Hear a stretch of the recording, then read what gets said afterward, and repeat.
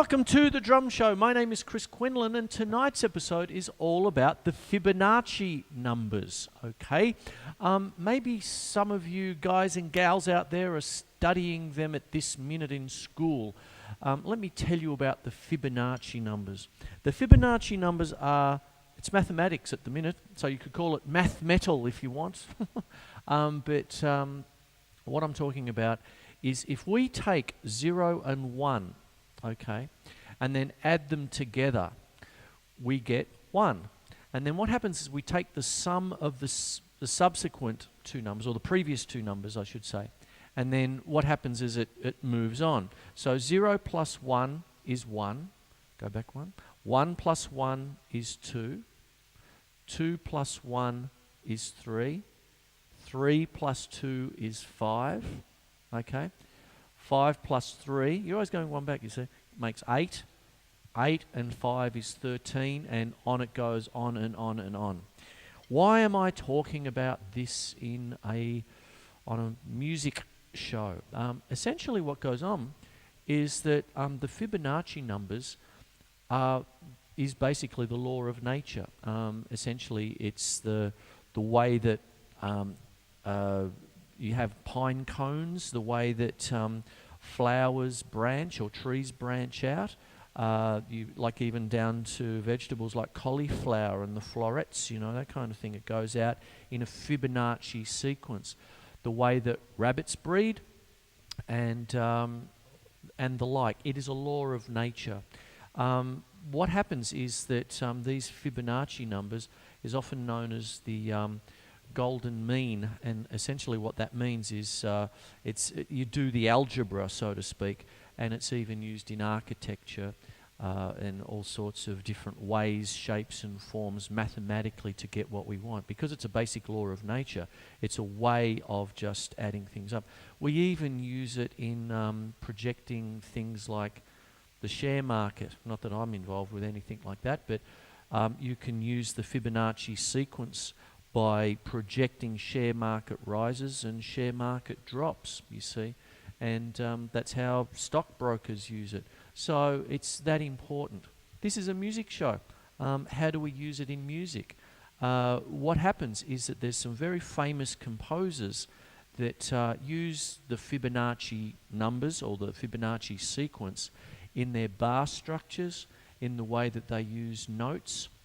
If you take 1 as the root note of a piece of music, so if we take that as C, okay, then you play C again, then 2 would be D, and then 3 would be E, 5 would be G, and so on it goes like that.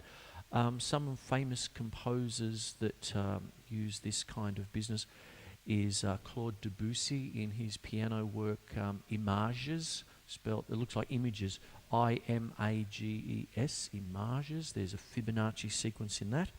A piece of music that I needed to study for HSC way back when, before it became the VCE, was Bela Bartok's Music for Strings, Percussion and Celeste.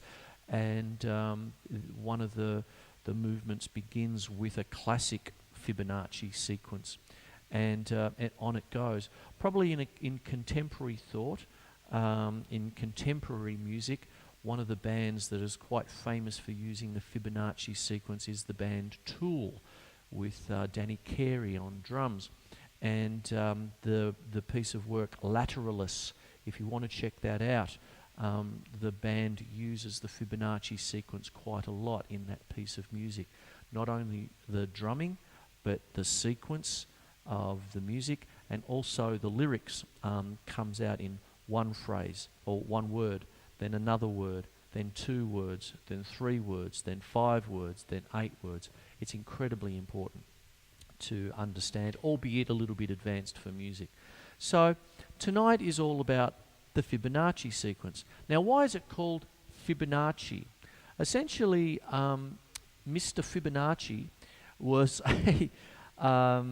was an Italian mathematician in the 11th century. I've got my little notes here. When was he born?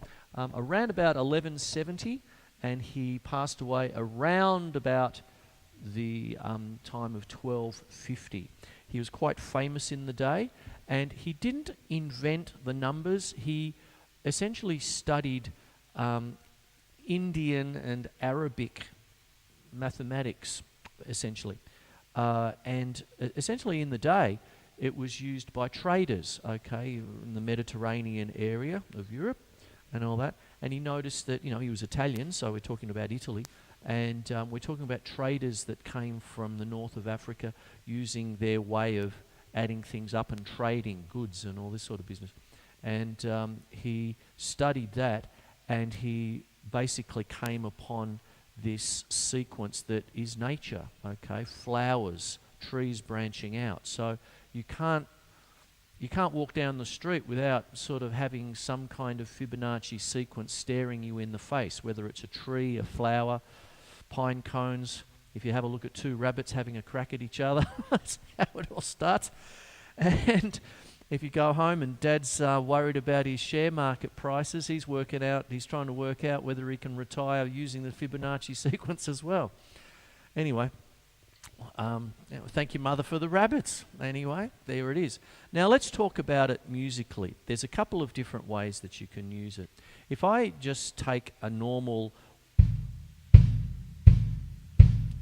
crotchet beat, I could use it as, remembering that we're going 1, 1, 2, 3, 5, 8, 13 if I could fit it in, okay? And then even up to 21 if you work the sequence out. What I might do is I'll put a little sequence of it underneath here for you now, okay? So you can see the Fibonacci sequence underneath as we speak with the wonders of computers and all that sort of stuff. So if I'm just playing that, okay, now what it would be first a crotchet, another crotchet, quavers, triplets, quintuplet, say hippopotamus, 1, 2, 3, 4, 5, and then 8. One-eander, two-eander if you want. Okay, so if I just cycle that a bit.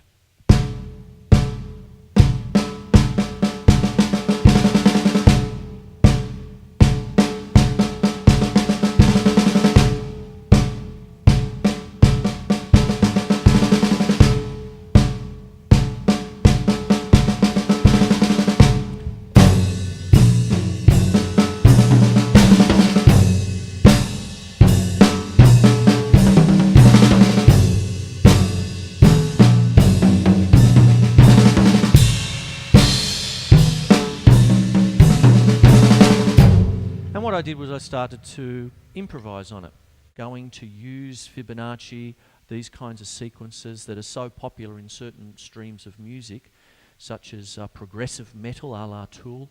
You're talking about, I could go back a generation, I suppose, and talk about King Crimson, who are essentially, I think the band Tool actually says that if they can go out on stage and sound like King Crimson, they would be happy. I think that's a quote from one of the guys from Tool. And you can also talk about progressive rock bands recently been out, actually. Yes, in particular John Anderson, the former lead singer. He should be still a lead singer, but anyway, he's very big on the Fibonacci sequences. And going back even further, you're into classical music. I've mentioned before Bela Bartok, the very famous Hungarian composer. And before him, the French composer Claude Debussy. So here we go. That's the first segment of this year. I'll see you after the break.